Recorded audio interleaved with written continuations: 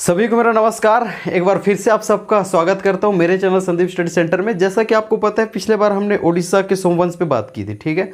वहाँ पे मैंने कहा था कि कांकेर का सोमवंश है, जो कि बहुत छोटी टॉपिक है, जहाँ पे इतने ज़्यादा कंटेंट मिलते नहीं है पढ़ने के लिए। तो खुद से पढ़ने के लिए बोलूँ ऐसा सोच रहा था, लेकिन अब जब सभी को हम लोग पढ़ते जा रहे हैं तो बीच में इसको छोड़ना उचित मैं नहीं समझ रहा हूँ। इसको हम लोग आज कंप्लीट कर लेंगे। बहुत छोटी डायनेस्टी है, इसके बारे में आप देखेंगे तो ज़्यादा कुछ कंटेंट है नहीं, लेकिन अगर यहाँ से क्वेश्चन आ जाए तो इसकी अहम भूमिका होगी, ठीक है। इसको देखने की कोशिश करेंगे। बहुत छोटी है, इसको जल्दी से ख़त्म भी करते हैं। यहाँ पे टाइम पास हम लोग नहीं करेंगे, देखेंगे कांकेर का सोमवंश। सबसे पहले तो इसका शासनकाल होगा, ठीक है, कि इसका रूलिंग पीरियड कब रहा है, इसके संस्थापक हुआ, ठीक है, क्योंकि ये संस्थापक से क्वेश्चन पूछा जा सकता है। और ये छोटी डायनेस्टी पढ़ने से एक फ़ायदा यहाँ भी होता है कि इंपॉर्टेंट चीज़ निकल के आ जाती है और जल्दी समझ में आ जाता है कि हाँ, इस चीज़ को नहीं छोड़नी है, यहाँ से क्वेश्चन बन सकते हैं, ठीक है। और अब इसलिए इसका अगर हम शासन क्षेत्र की बात करें, जब हम कांकेर के बारे में बात ही कर रहे हैं, कांकेर सोमवंश, तो कांकेर इसका शासन क्षेत्र होगा, ठीक है। तो उसको रहने दीजिए। इसके बाद देखेंगे जानकारी के स्रोत, जो कि एक इम्पॉर्टेंट, ठीक है ना, भूमिका निभा सकती है कि कौन कौन से सोर्स हैं, जिससे हमें यह पता चलता है कि कांकेर के सोमवंश ने वहाँ पे, ठीक है, सोमवंश ने वहाँ शासन किया है। तो एक एक करके देखते हैं। इसका शासनकाल लिखेंगे 13वीं से 14वीं शताब्दी, ठीक है, ठीक है, इसको लिखेंगे। उसके बाद इसके संस्थापक देखेंगे तो सिंहराज इसका संस्थापक रहा है, जो कि फर्स्ट, ठीक है ना, यहाँ का पर्सन है, या बोल सकते हो फर्स्ट शासक है, जो कि इस वंश का क्या है, संस्थापक। Singhraj was the founder and the first ruler of this dynasty. जानकारी के स्रोत देखेंगे, या फिर इसको बोल सकते हो एक प्रकार से ताम्रपत्र और अभिलेख होते हैं, ठीक है ना, वहाँ से हमें पता चलता है। तो अगर वो ताम्रपत्र बोल के आए या फिर अभिलेख बोल के आए, किस वंश से संबंधित है, उसको भी आपको ध्यान में रखना है। डायमेंशंस को समझना है कि किस टाइप से क्वेश्चन बन सकते हैं। क्लियर है। तो जानकारी के स्रोत में देखेंगे, आपको तीन चीज़, ठीक है ना, यहाँ पे याद रखना होगा। पहला सिहावा, ठीक है, सिहावा, और दूसरा हो जाए, ये सिहावा ताम्रपत्र है, क्लियर है, सिहावा ताम्रपत्र है। इसके बाद देखेंगे दूसरा तहन कापर, ठीक, तहन कापर ताम्रपत्र। तीसरे नंबर पे देखेंगे तो कांकेर शिलालेख। यहीं पे हम लोग सब कुछ डिफाइन नहीं करेंगे, या फिर सबका विवरण यहीं पे नहीं देंगे, क्योंकि आप लोग को ना क्वेश्चन के साथ साथ उत्तर भी समझ में आना चाहिए। और यहीं पे मैं कचड़ा कर दूं, यहीं पे मैं बोलूं कि सिहावा ताम्रपत्र इसका है, तहन कापर जो है इसका है, जैसे ये पंपराज का है, कर्णराज का है, ये भानुदेव का है, तो उसमें उसके बाद उसका भी डिटेल पढ़ना पड़ेगा, ठीक है। तो हम एक एक लाइन से ही रहेंगे, ताकि आपको जानकारी के स्रोत पूछे तो इतने दिमाग में छप जानी चाहिए, ठीक। आगे हम लोग चलेंगे। तो ये कांकेर शिलालेख, ठीक है, इसको देखेंगे। ये क्या है, जानकारी के स्रोत है। इससे हमें पता चलता है कि कांकेर के सोमवंश के बारे में, या फिर सोमवंश ने यहाँ पे शासन किया है। इसके अतिरिक्त ये दो हो गया मेजर। इसके अतिरिक्त हमें और मिलता है, एक ताम्रपत्र और मिलता है, या फिर अन्य ताम्रपत्र करके उसको आप अलग से हेडिंग डाल के भी लिख सकते हो, या साथ में लिख सकते हो। एक ताम्रपत्र यहाँ मिलता है, ठीक है, खैरागढ़ से प्राप्त, ठीक है। ऐसे भी पूछा जा सकता है कि निम्न स्थानों में से कौन सी स्थान से कांकेर के सोमवंशी शासकों का अभिलेख नहीं मिला है, ताम्रपत्र नहीं मिला है। तो खैरागढ़ ताम्रपत्र एक और है, ठीक है। बिल्कुल सबको मिला के क्वेश्चन का एरिया हो सकता है। यहाँ पे देखेंगे ये जो है मैथिल पंडित, ठीक है ना, रामचरण, ठीक है, मैथिल पंडित रामचरण, इनके द्वारा रचित यह ताम्रपत्र है। इसमें जो है इसके खैरागढ़ ताम्रपत्र जो है मैथिल पंडित रामचरण द्वारा रचित है, ठीक है। ये प्राप्त कहाँ से हुआ है, खैरागढ़ से प्राप्त हुआ है। किस वंश से संबंधित है, ठीक है, सोम डायनेस्टी, जो कि कहाँ का, कांकेर से ये संबंधित है। अब यहाँ पे एक इंपॉर्टेंट चीज़ आ जाता है, कांकेर का सोमवंश 3 भागों में विभक्त हो जाता है, ठीक है। और वो शासक का नाम होता है बोपदेव। एक शासक आएंगे बोपदेव, और उनके शासनकाल में ये जो कांकेर का सोम डायनेस्टी, ये 3 भागों में विभक्त हो जाता है, ठीक। इसको भी लिखना आपको जरूर पूछा जा सकता है कि वो शासक कौन है, वो कौन से शासक हैं, कांकेर के सोमवंशी शासक, जिसके शासनकाल में कांकेर के जो सोमवंश है वो 3 शाखाओं में, 3 भागों में विभक्त हो जाती है। तो उसका नाम याद रखेंगे, बोपदेव। क्या, बोपदेव। बोपदेव के शासनकाल में कांकेर का सोमवंश 3 शाखाओं में, ठीक है, 3 शाखाओं में विभक्त हो जाती है। और इसका कुछ, ठीक है ना, पर्टिकुलरली नाम नहीं मिलता है, क्लियर, पर्टिकुलरली नाम नहीं मिलता है। आपको बस यही याद रखना है, प्रथम शाखा, सेकंड शाखा, और या फिर बोल सकते हो तृतीय शाखा, ठीक है, प्रथम, द्वितीय और तृतीय, फर्स्ट, सेकंड एंड थर्ड। तो यहाँ पे देखेंगे प्रथम शाखा की जानकारी, ठीक है, 3 भागों में बट रहा है। प्रथम शाखा, क्लियर है, और क्या कहा मैंने, द्वितीय शाखा, ठीक है, इसको पूरा लिखेंगे, और तृतीय।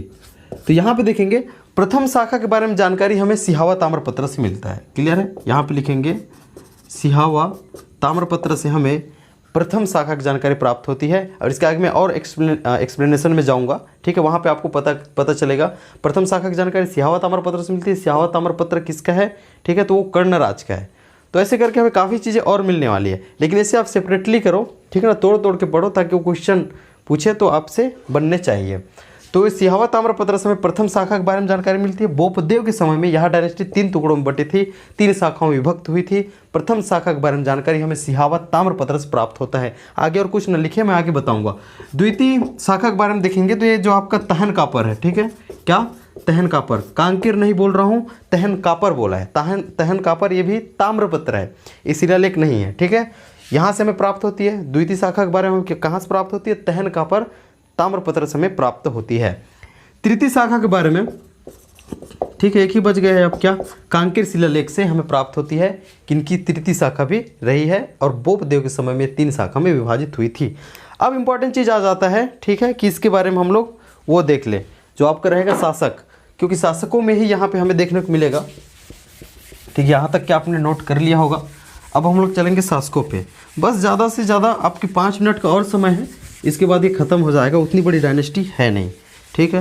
तो शासक देखेंगे, शासकों के बारे में एक एक करके पूछा जा सकता है, ठीक है। प्रथम शासक जैसे कि मैंने कहा है सिंहराज, क्या सिंहराज जो इस वंश का संस्थापक है। द्वितीय शासक जो रहेगा व्याघ्रराज। व्याघ्रराज आपको और देखने को मिल सकता है, नल वंश में है ना, ये अलग अलग जगहों पे सेम नाम का मिल सकते हैं, लेकिन ये व्याघ्रराज कांकेर के सोमवंश का द्वितीय शासक है, ठीक है। इसके आगे जाएंगे तो इसका पुत्र होगा जिसका नाम रहेगा बोपदेव, ठीक है, और जो भी होना है यहीं से हुआ है, ठीक है, इन्हीं से विभक्त हुए हैं। तो इनके 3 पुत्र थे एक्चुअल में, ठीक। इनके 3 पुत्र कौन थे उसको देखेंगे। 3 पुत्र थे। प्रथम पुत्र का नाम, ठीक है, यहाँ पे देखेंगे क्या करें, ये रहेगा आपका सोमराज।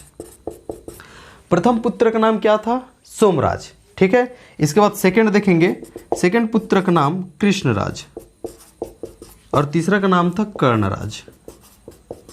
एकदम क्लियर है।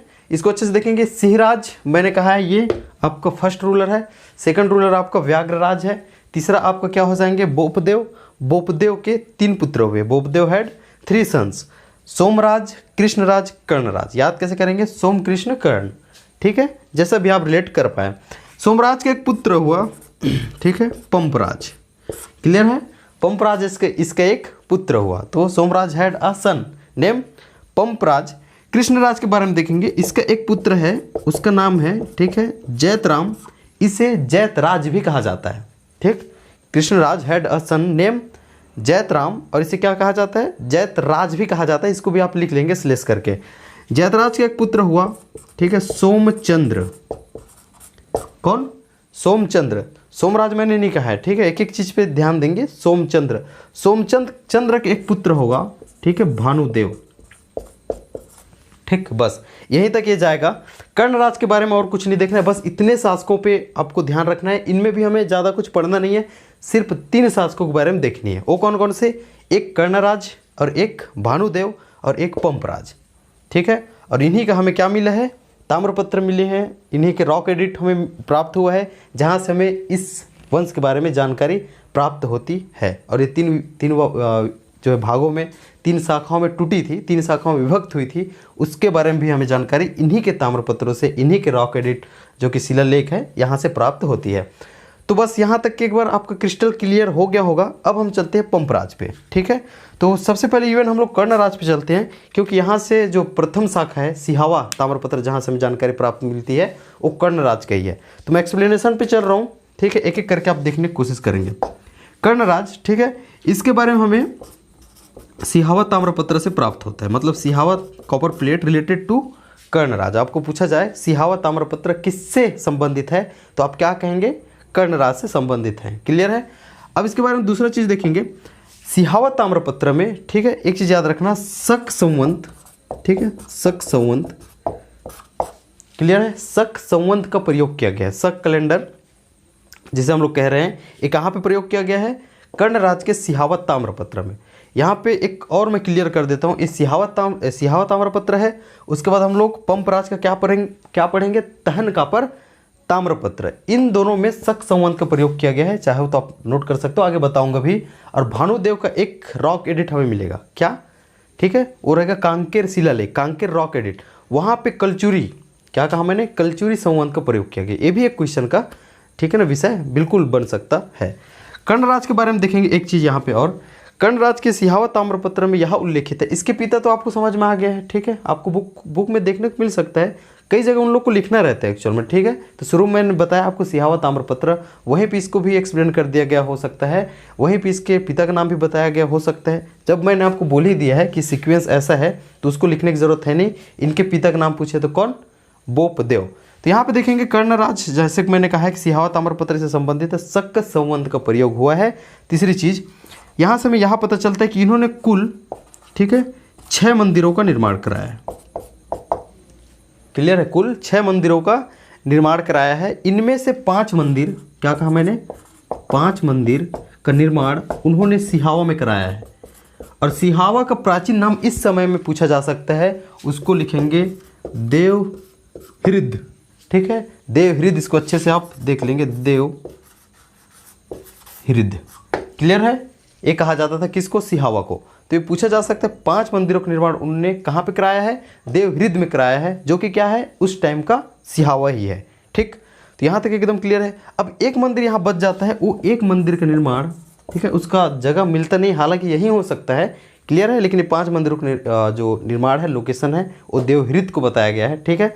6वां मंदिर का निर्माण, जो कि यहाँ से एक मंदिर बच जा रहा है, ठीक है, इन्होंने अपने पत्नी के नाम पर, ठीक, पत्नी के नाम पर इन्होंने जो है 6वां मंदिर का निर्माण कराया था।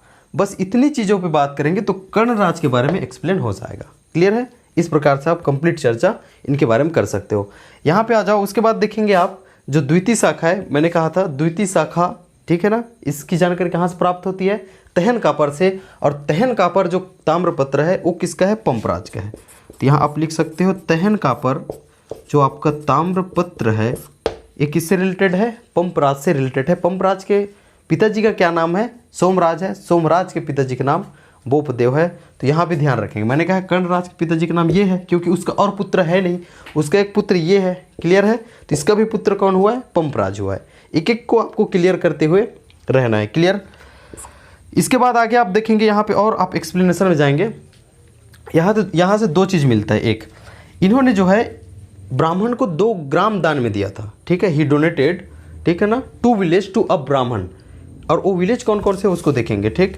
एक है आपका चिथली और एक है आपका जयपुरा, हालांकि ये, ठीक है ना, जयपुरा है, जयपुरा मिलता है। तो तहनकापर ताम्रपत्र से हमें यह ज्ञात होता है कि पंपराज ने एक ब्राह्मण को, ठीक है ना, 2 ग्राम दान में दिए थे। और वो 2 ग्राम का नाम है चिथली, ठीक है, बिल्कुल चिथली है, चिथली और एक जयपुरा। तो ये दोनों ग्राम आपको याद होने चाहिए, जो कि पंपराज के द्वारा ब्राह्मण को दान दिया गया है। क्लियर है, ठीक। अब भानुदेव में आ जाएंगे। भानुदेव के बारे में मैं आपको एक्सप्लेन, ठीक है ना, यहाँ पे कर देता हूँ। भानुदेव के बारे में देखेंगे, ठीक। इससे रिलेटेड क्या है, कांकेर का क्या शिलालेख, कांकेर का शिलालेख इससे रिलेटेड है। अच्छा, इसमें एक चीज़ और लिखना, शक संवंत का प्रयोग हुआ है। इसके पहले मैंने बताया था, इसके तहनकापर में, ठीक है, क्या शक संवंत का प्रयोग किया गया है। क्लियर है। अब यहाँ पे देखेंगे कांकेर शिलालेख, ये किसका है, ठीक है ना, ये आपको भानुदेव का है। कांकेर वाले तो जानते ही होंगे, इनके नाम पे कॉलेज भी बना गया है, ठीक है। तो यहाँ देखेंगे कांकेर शिलालेख इससे रिलेटेड है। यहाँ पे देखेंगे कलचुरी संवंत का प्रयोग किया गया है, कहाँ पे, ठीक है ना, ये जो आपके कांकेर शिलालेख में। इसके आगे देखेंगे, यहाँ पे ये इंपॉर्टेंट हो जाता है, क्योंकि यहाँ पे एक, ठीक है ना, नायक का नाम मिलता है। वो नायक का नाम है, ठीक है, एक नायक का नाम मिलता है वासुदेव। वासुदेव बिल्ड अ, ठीक है ना, Vasudev build a building 2 ponds and 3 temples, ठीक है। इन्होंने एक, क्या कहा मैंने, एक, ठीक है, भवन 2, ठीक है, ये संख्या नहीं है, ठीक है ना, इन्होंने 1 भवन 2 तालाब, ठीक है, और 3 मंदिरों का निर्माण कराया है। क्लियर है। एक बार मैं फिर से इसको रिवाइज कर दे रहा हूँ। भानुदेव से रिलेटेड है कांकेर का शिलालेख। कांकेर शिलालेख में कलचुरी संवंत का प्रयोग हुआ है, लेकिन कांकेर के शिलालेख में यह उल्लेख मिलता है कि एक नायक वासुदेव के द्वारा, ठीक है, ऐसे मिलता है, वहाँ उल्लेख मिलता है कि एक नायक है वासुदेव उनके द्वारा 1 भवन, 2 तालाब और 3 मंदिरों का निर्माण किया गया है। ठीक, बस इतनी चीज़ों पे बात करोगे तो कांकेर का सोमवंश खत्म हो जाता है। इसके अलावा नोट करके लिखेंगे, ठीक है, नोट करके एक चीज़ लिखना, ये जो कांकेर के सोमवंश के राजा थे, ठीक है, ये जो है कलचुरियों के, ठीक है, कलचुरियों के मांडलिक थे। ठीक, मांडलिक मतलब ये छोटे राजा थे, इनके मंडल होते थे। ठीक है, ये छोटे राजा थे, इनके मंडल हैं, तो ये बड़े राजा के अधीन हैं और वहाँ से जो है कर दे रहे हैं। ठीक, नहीं समझे, एक बड़ा राजा है, ठीक है, इनके आगे भी राजा होगा, इन लोग छोटे क्षेत्र के राजा हैं। ठीक है, इनका मंडल होता था। ठीक, और ये किनके अधीन है, बड़े राजा के अधीन है, और यहाँ से जो है जिनके जो मंडल है वहाँ से कर, ठीक है ना, पूरा वसूलेंगे और कर किसको देंगे, बड़े राजा को देंगे। ऐसी मुझे सर्च में मिला है कि मांडलिक वही होते हैं। क्लियर है, तो इस प्रकार से आपका कांकेर के सोमवंश खत्म होता है। आई होप कि वीडियो आपको पसंद आई होगी। पसंद आया तो फिर लाइक कीजिएगा, नए हैं चैनल में तो सब्सक्राइब करेंगे, दोस्तों में शेयर करेंगे ताकि उन तक भी ये चीज़ पहुंच पाए। Wish you all the very best, thank you very much.